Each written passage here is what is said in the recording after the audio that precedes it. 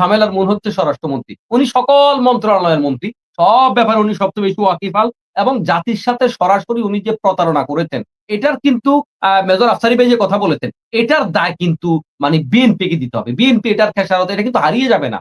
এটা কিন্তু এমন না যে আমি কোন রকম একটা বক্তব্য দিলাম, কেউ রেকর্ড করেনি।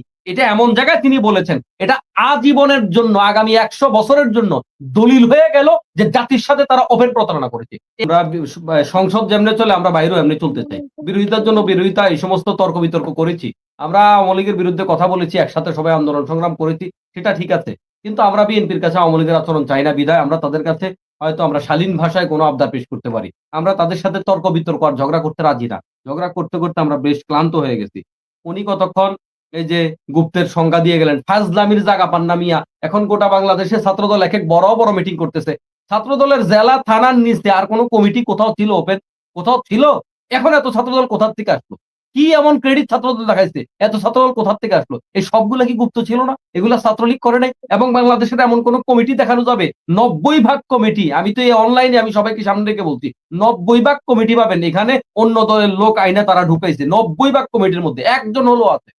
এরা এখন এই একটা আজাইরা পেশাল নিয়া প্রধানমন্ত্রীর মতো মানে কি বলে যে নেতৃত্ব জায়গা থেকে এত বড় চেয়ার থেকে যদি জাতিকে বিভ্রান্ত করার মতো কথা আসে, তাইলে এটা রাজাকারের মতো অবস্থা হবে আর কি। যে এক শব্দ দিয়ে তাদের পতনের ঘন্টা বাজবে। মানুষকে যদি তারা সংসদ থেকে সংসদ সদস্যদেরকে মাঠে নামাই দেয়, এটা তাদের জন্য একটা পতনের কারণ হবে।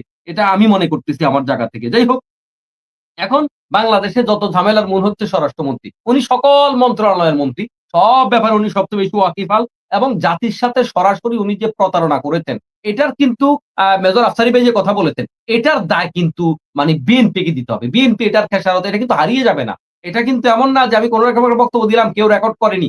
এটা এমন জায়গায় তিনি বলেছেন, এটা আজীবনের জন্য আগামী ১০০ বছরের জন্য দলিল হয়ে গেল যে জাতির সাথে তারা ওপেন প্রতারণা করেছে। এই একটা দলিল কিন্তু তারা করে ফেলছে। যাই হোক, মেজর আফতারি ভাই সহ আমরা কিন্তু আগেই বলেছিলাম ভাই সংস্কারগুলো আগে করতে হবে। এগুলোর বাস্তবায়ন করতে হবে। হেনা ভোট আগে করতে হবে। এগুলো সব আগে বলেছিলাম আমরা। আগে কেন বলেছিলাম? আগে আমরা এই কারণেই বলেছিলাম, এটা আমাদের জানা ছিল অবস্থা দৃষ্টি মানে অবস্থা দেখেই যে এরা কিন্তু এগুলা নিয়ে প্রতারণা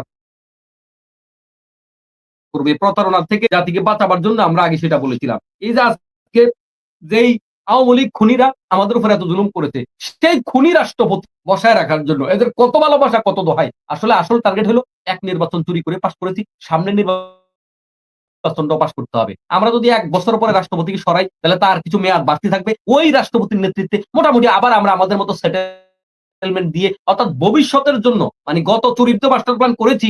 এই সামনের চুরির মাস্টার প্ল্যানটা এখন তারা করে নেওয়ার চেষ্টা করতেছে। সেটা হলো বড় কথা। নাম ধারণ উল্টাপাল্টা করলে গুপ্ত হয়। তাইলে খলিলুর রহমান কি ছিল? তারপর রেজওয়ান হাসান কি ছিল? এগুলা কি ছিল? এই সমস্ত বাটপারি কথাবার্তা বাটপারি তো করতেছে। কিন্তু একবারে লিখিত সই দিয়া ওপেন জাতির সামনে মিডিয়ার সামনে বাটপারি করা এগুলা বড় দুঃখজনক বিষয়। আর আরেকটা বিষয় আজকে আর ছোট্ট ২ টা বিষয় আমি বলতে চাই। ওই ভাই বলেছেন, মনির ভাই, সেটা হলো শিশু মুক্তিযুদ্ধের দাবি করেছেন ডাক্তার তাহের সাহেব। ডাক্তার তাহের সাহেব এটা এই সময় বলেন নাই। তিনি আরো বহু আগে বলেছেন যে, আমরা যখন ছোট ছিলাম আমরা মুক্তিযোদ্ধাদেরকে এভাবে সহযোগিতা করেছি। তিনি আরো বহু আগের এক বক্তব্য তিনি বলেছেন। এটা বলা তো দোষের কিছু না। আপনারা ভুয়ারে তো মুক্তিযোদ্ধা বানায় দিচ্ছেন আওয়ামী লীগের মতো। যেটা বেগম জিয়া কোনদিন দাবি করে নাই, বলে নাই। বেগম জিয়ার দল বলে নাই অতীতে।